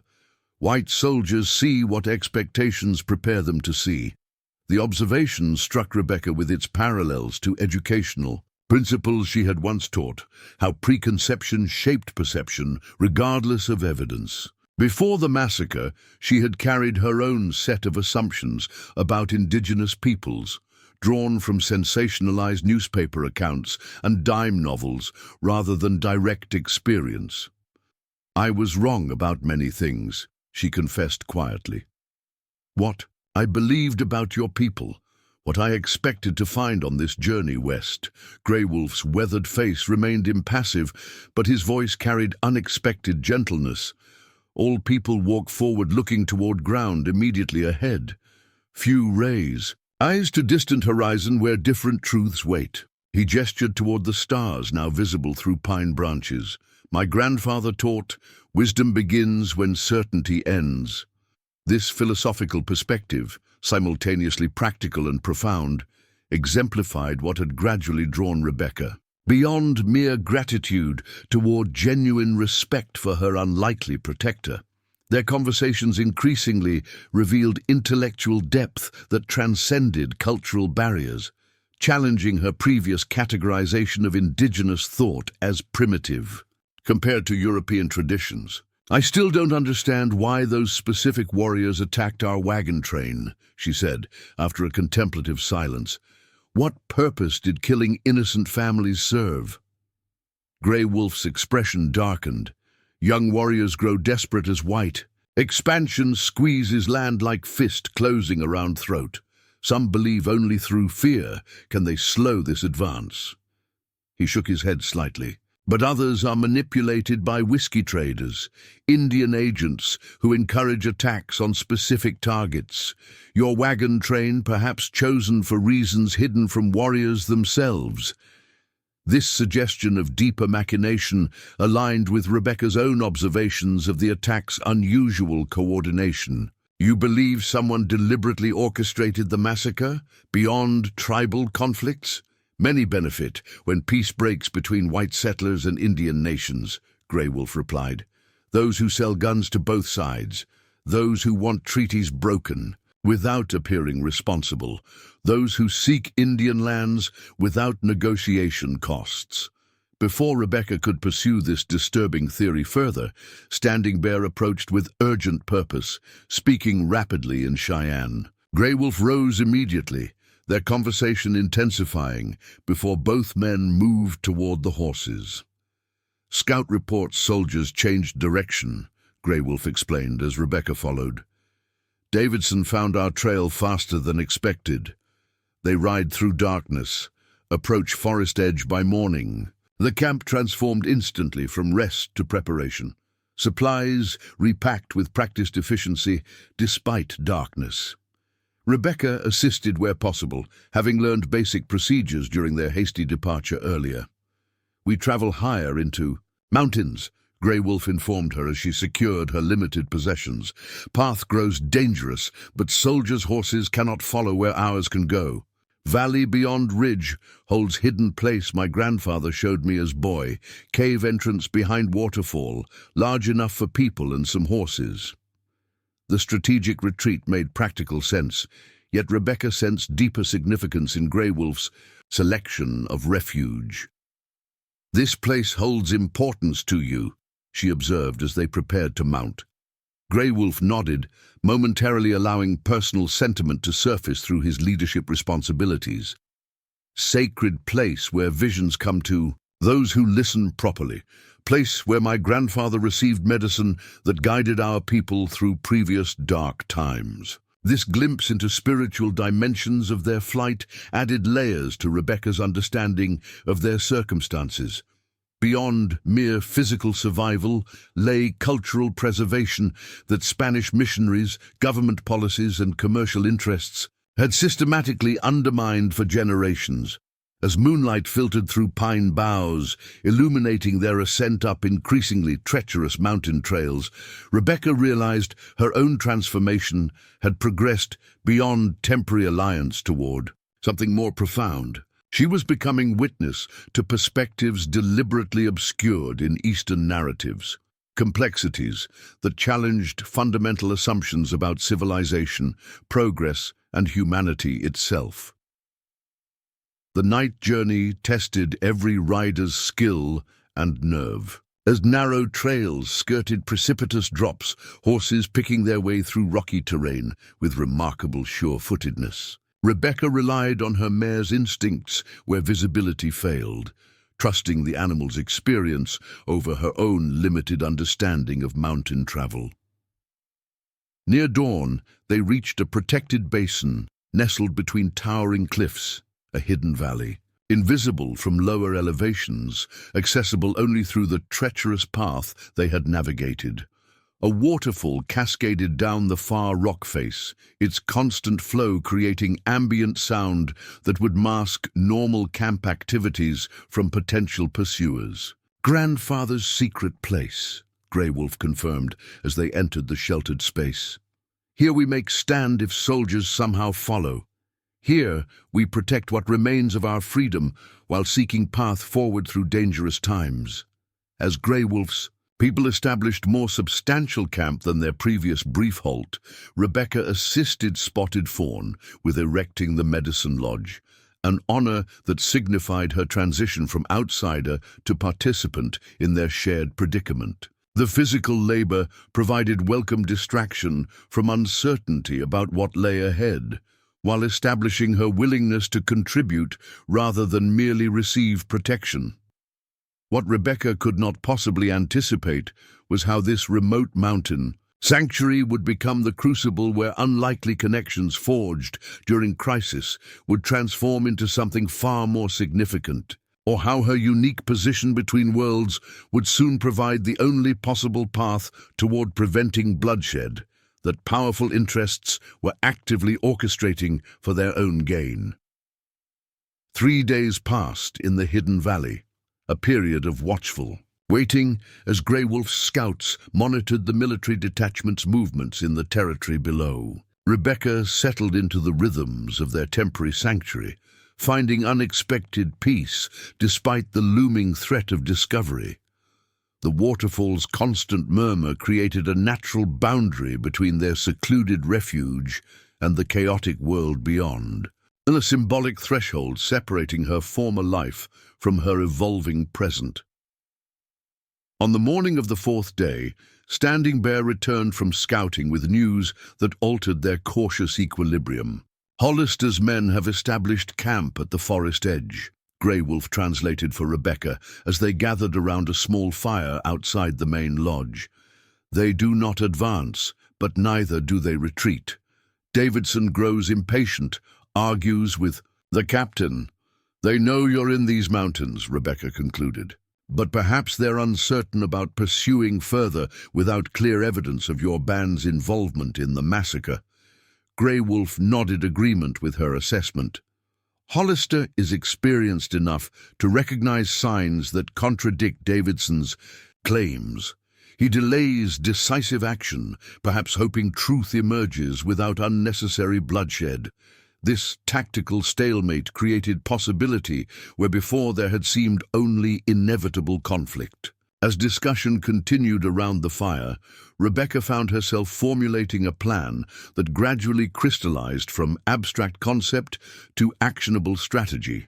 "What if I approach Captain Hollister directly?" she suggested, her voice steady, despite the audacity of her proposal. "Not as a captive or victim, but as witness to both the massacre and the truth of your non-involvement." Standing Bear immediately objected in rapid Cheyenne, his gesture toward Rebecca unmistakably dismissive. Grey Wolf raised a hand for silence, before responding to her directly. "Why would Hollister believe you speak freely? Davidson will claim you suffer from captivity sickness that makes prisoners defend captors." "Then I don't appear as someone living among you?" Rebecca countered, her mind working through practical details. "I approached their camp alone, wearing my original clothing, presenting myself as having escaped captivity rather than chosen alliance." Grey Wolf studied her with penetrating intensity. "You would speak untruths, claim we held you against your will." "Not untruths," Rebecca clarified. "Strategic omissions. I needn't claim captivity, they'll assume it. What matters is delivering testimony about the actual massacre, the mixed tribal makeup of the attackers, details only a genuine witness could provide." She leaned forward, emphasizing her next point. "And most importantly, I can reveal what I've learned about potential orchestration beyond tribal conflicts." The chief's expression revealed grudging appreciation for her tactical thinking. "Your plan carries great risk. Davidson will not welcome contradictions to his narrative, which is precisely why I must speak directly with Captain Hollister."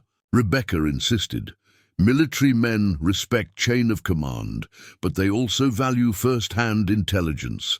If I can convince Hollister to investigate Davidson's claims rather than acting on them, it creates opportunity for truth to emerge." The discussion extended through the day, with various members of the band contributing perspectives. By evening, a modified version of Rebecca's plan had gained cautious approval. She would approach the military camp under specific conditions, accompanied to the forest edge by Grey Wolf and 2 warriors, carrying documentation in her journal that detailed her observations, and with an emergency retreat signal established should the engagement prove immediately dangerous. That night, as preparations were finalized, Rebecca sat with Grey Wolf beside the waterfall, the background noise providing privacy for conversation that had grown increasingly personal during their shared ordeal. "Your courage continues to surprise me," Grey Wolf acknowledged, his customary reserve softened by the intimacy of their setting. "Few from either world would risk themselves between opposing forces." Rebecca gazed at the cascading water, its constant movement hypnotic in the moonlight. "Perhaps that's precisely why I must try. I no longer fully belong to either world, which grants perspective neither side might achieve alone." The chief nodded slowly, understanding deeper implications in her statement. "The boundary walker sees what others cannot." "I've been thinking about what you told me," Rebecca continued after a contemplative silence, "about your grandfather raising a white boy who became Colonel Harrison, about different paths toward coexistence beyond mere conquest or surrender." "Harrison remembers old ways while walking new path," Grey Wolf confirmed. "Create space for understanding where others see only conflict." Rebecca turned to face him directly, moonlight illuminating the weathered contours of his face, features that had transformed in her perception from threatening to familiar, from alien to essential. "Whatever happens tomorrow," she said quietly, "know that you've changed how I see the world, how I understand my place within it." Grey Wolf's hand moved to cover hers, a gesture crossing cultural boundaries, communicating connection that transcended conventional categorization. Perhaps changing vision is medicine most needed in these times. Their fingers remained intertwined. As night deepened around them, neither speaking further but both recognizing significance in the wordless communication. The territorial barriers that separated their peoples, reinforced through generations of misunderstanding and deliberate Manipulation seemed momentarily permeable, suggesting possibilities beyond the limited options of domination or extinction that prevailed in political discourse. Dawn arrived with crystalline clarity, the mountain air sharp with pine scent, as Rebecca prepared for her dangerous mission. She had traded the buckskin dress for her original clothing, now cleaned and mended by Spotted Fawn's skilled hands. Thomas's coat provided both warmth and emotional armor as she faced the day's uncertainty. Her journal, containing detailed accounts of both the massacre and subsequent events, was secured inside her bodice, positioned to be accessible without appearing planned. Her hair, which had grown longer during her time with the Cheyenne, was arranged in a style that acknowledged her frontier circumstances while maintaining elements of her previous identity. Grey Wolf approached as she prepared to mount the mare that had carried her through their mountain escape. "Remember," he cautioned, "if Davidson takes control of discussion, abandon plan. Return to Forest Edge where warriors wait. Your life matters more than words spoken to soldiers who may not listen." Rebecca nodded, touched by concern evident beneath his practical instruction. 3 days, she confirmed their agreement. "If I haven't returned or sent message within 3 days, assume the worst and move your people further into mountains." Their journey to the forest boundary progressed in tense silence, each rider absorbed in private thoughts about potential outcomes of Rebecca's intervention. At the designated transition point, a meadow marking the division between dense forest and more navigable terrain, final preparations were made. Soldiers patrol Lower Ridge at midday, Standing Bear reported, pointing toward a distant tree line. "Woman can approach from eastern draw, will appear to come from different direction than our camp." As Rebecca prepared to continue alone, Grey Wolf drew her aside for a final exchange, his expression uncharacteristically revealing as he struggled with competing impulses as leader and as man. "Your spirit shows strength equal to any warrior," he told her, genuine admiration evident in his voice. "Whatever comes, know that stories of your courage will live in our winter tales." The formality of his statement contrasted with the intensity of his gaze, communicating deeper sentiment that circumstances prevented expressing more directly. Rebecca responded by removing a small item from her pocket, a simple, carved wooden bird Thomas had given her as a wedding gift years earlier. "To ensure my return," she said, pressing it into Grey Wolf's palm with deliberate purpose. The gesture's significance transcended words, a promise and acknowledgement of connection that had grown beyond strategic alliance into something neither could yet fully define. With final nod of understanding between them, Rebecca urged her horse forward, descending alone toward the military encampment visible in the valley below. Captain Hollister paced the perimeter of their temporary headquarters, frustration evident in his rigid posture. 5 days of standoff had strained relations between military protocol and Davidson's increasingly aggressive demands for immediate action against Grey Wolf's band. "With respect, sir," Lieutenant Parker ventured, approaching with characteristic caution.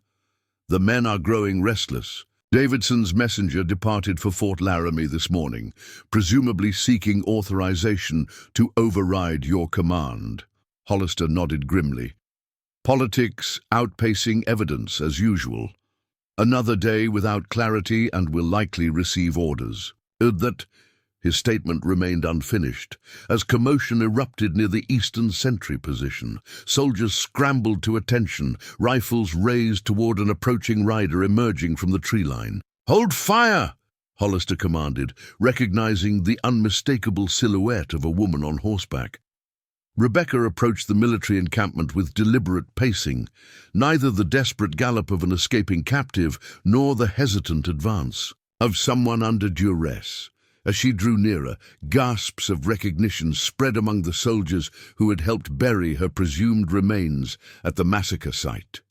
"Captain Hollister!" she called, reining her horse before the obvious command figure. "Mrs. Aldridge," Hollister responded, disbelief evident in his expression. "We thought you perished with the others." Rebecca dismounted with careful dignity, her appearance calculated to suggest difficult circumstances survived through admirable resilience rather than assistance. "I've traveled a considerable distance to provide testimony you need to hear, Captain. Testimony concerning both the massacre and subsequent events that suggest deliberate manipulation of facts for purposes beyond justice." Davidson emerged from his tent, momentary shock quickly replaced by calculated assessment as he approached. "My dear woman," he began with exaggerated concern, "you must be exhausted from your ordeal. Perhaps after proper medical attention and rest—" "My testimony cannot wait for comforts, Mr. Davidson," Rebecca interrupted firmly, addressing Hollister directly, "particularly when it concerns evidence that directly contradicts claims you've been provided about Cheyenne responsibility for the attack on our wagon train." Her deliberate phrasing created immediate tension, positioning herself as reliable witness while implying awareness of Davidson's allegations against Grey Wolf's band. Hollister's experienced eye noted details that supported her apparent credibility. The weathered but determined composure, the coherent articulation, suggesting sound mind rather than trauma-induced confusion, the strategic directness indicating purpose beyond mere survival. "I believe we should hear Mrs. Aldridge's account immediately," he decided, gesturing toward the command tent. "Lieutenant Parker, please arrange appropriate refreshment for our unexpected guest." Davidson's objections were overruled through Hollister's invocation of military protocol regarding survivor testimony. As Rebecca followed the captain into relative privacy of the command tent, she recognized the pivotal moment her entire strategy hinged upon: establishing trust with Hollister. Davidson's objections were overruled through Hollister's invocation of military protocol regarding survivor testimony. As Rebecca followed the captain into relative privacy of the command tent, she recognized the pivotal moment her entire strategy hinged upon: establishing trust with Hollister before Davidson could undermine her credibility. "I witnessed the massacre in its entirety, Captain," she began without preamble, retrieving her journal from its hiding place, "and I documented both the attack and subsequent events with attention to detail my teaching background instilled. Before examining my account, however, I must ask whether you're familiar with recent railroad survey activity in these territories and the specific land parcels that would be affected by treaty enforcement or abrogation." Hollister's expression shifted from polite attention to focused intensity as Rebecca unfolded connections between commercial interests, territorial politics, and manufactured conflict that served broader objectives than mere tribal aggression. Her presentation, methodical, evidence-based, and devoid of emotional manipulation, appealed to the captain's investigative instincts while gradually revealing the exploitative framework within which Davidson operated. What transpired through that afternoon altered the trajectory of multiple lives and potentially the region's approaching development. Rebecca's testimony, supported by journal documentation and intimate knowledge of the massacre's details, provided Hollister sufficient grounds to suspend Davidson's recommended military action pending further investigation. The Indian agent's furious objections only strengthened suspicion about his motives, particularly when Rebecca revealed connections between Davidson and railroad investors whose proposed routes intersected precisely with lands allocated to Grey Wolf's band under existing treaties.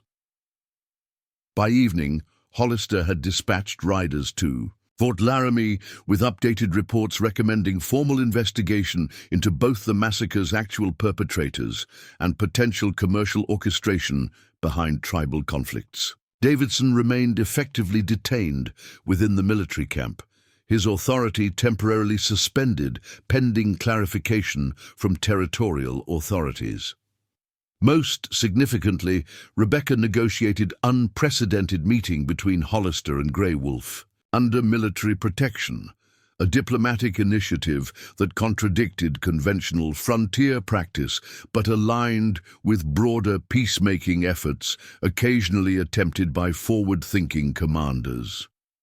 1 month later, as autumn painted Wyoming's landscape in brilliant gold and crimson, Rebecca stood beside Grey Wolf before Colonel James Harrison at Fort Laramie. The investigation triggered by her testimony had uncovered sufficient evidence of manipulation to justify formal hearings into both the massacre and subsequent attempts to blame Grey Wolf's band for commercial advantage. Your experiences represent something significant beyond individual survival, Mrs. Aldridge, Harrison observed as they concluded their official debriefing. They suggest possibilities for understanding across divisions many consider insurmountable. Rebecca glanced toward Grey Wolf, their shared journey having evolved beyond initial rescue into partnership that challenged fundamental assumptions on both sides. "Perhaps the future requires those willing to walk between worlds, Colonel," she replied, "carrying truth between spaces where misunderstanding flourishes through isolation."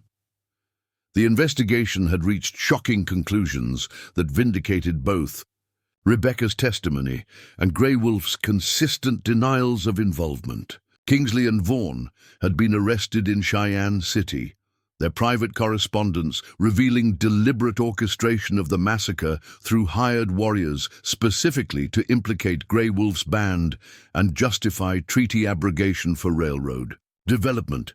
Davidson had attempted escape upon learning of their arrests, but was captured by Hollister's men near the Nebraska border, carrying documents that further implicated the conspiracy.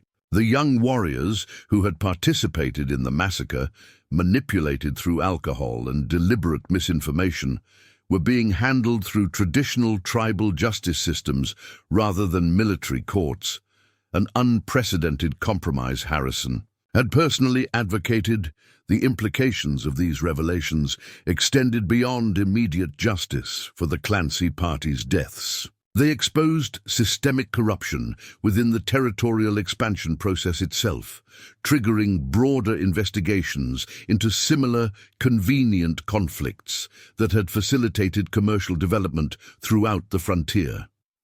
For Rebecca personally, the vindication carried bittersweet complexity. Justice for Thomas and their fellow travelers provided closure but could never restore lives senselessly sacrificed to corporate greed. Her testimony had prevented further bloodshed and protected Grey Wolf's people from unjust retaliation, yet the fundamental tensions between expanding settlement and indigenous sovereignty remained unresolved at structural levels. "I will not return east," Rebecca informed Harrison, her decision finalized through careful consideration rather than emotional reaction. "Neither will I pretend to become Cheyenne. Instead, I intend to establish school at neutral trading post, where children from both worlds might learn languages and perspectives necessary for navigating what lies ahead." Harrison considered this unprecedented proposal with thoughtful attention rather than immediate dismissal. The territorial governor might authorize modest funding for such an experimental initiative, he noted, particularly given your unique position and the political goodwill generated by exposing the conspiracy.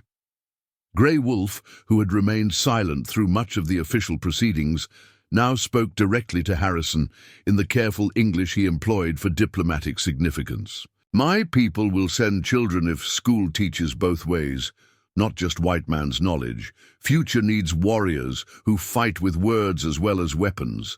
This pragmatic assessment, acknowledging inevitable cultural contact while insisting on reciprocal rather than unidirectional exchange, represented the essence of Grey Wolf's moderate approach to changing circumstances. His willingness to support Rebecca's educational vision demonstrated evolutionary adaptation rather than rigid traditionalism or complete surrender. As they departed Fort Laramie together, neither fully belonging to their original worlds nor completely transformed into the others. Rebecca and Grey Wolf embodied possibilities beyond the limited options presented through conventional narratives. Their path forward remained uncertain, challenged by prejudices from multiple directions and practical difficulties inherent in pioneering unprecedented social bridges.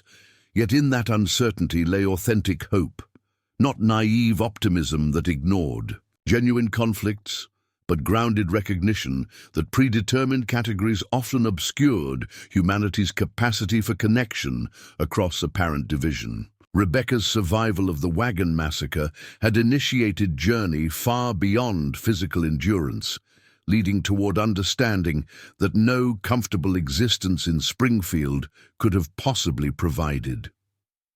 2 years later, a small school stood at the crossroads between settlement territories and tribal hunting grounds. Inside its modest walls, children from both cultures studied side by side, learning mathematics and literature alongside traditional ecological knowledge and indigenous languages. Nearby, a trading post operated on principles of fair exchange rather than exploitation, with Grey Wolf's people bringing furs and handcrafts to trade for manufactured goods they selectively incorporated into evolving traditions. Rebecca moved between these worlds with growing confidence. Her initial outsider status gradually transformed through consistent presence and demonstrated respect. The relationship between her and Grey Wolf had evolved into partnership that transcended conventional categories, neither romantic in traditional white society's terms nor conforming to Cheyenne marriage customs, yet bound by mutual respect and shared purpose that both communities had gradually come to acknowledge, if not fully comprehend. Standing at this threshold between worlds, Rebecca faced the western horizon not as conquest to be achieved, but as shared landscape whose navigation required wisdom from multiple traditions. The sole survivor had become something far more significant, interpreter between colliding worlds, witness to both tragedy and possibility, and living testament to human capacity for transformation beyond violence into genuine understanding. Through her unlikely journey from massacre victim to cultural bridge builder, Rebecca Aldridge embodied the frontier's most profound yet rarely acknowledged possibility, not the triumph of one way of life over another, but the emergence of entirely new perspectives forged in the crucible of authentic human connection. Across seemingly insurmountable division. Up next, you've got 2 more standout stories right on your screen. If this one hit the mark, you won't want to pass these up. Just click and check them out. And don't forget to like, subscribe, and turn on the notification bell so you don't miss any upload from us.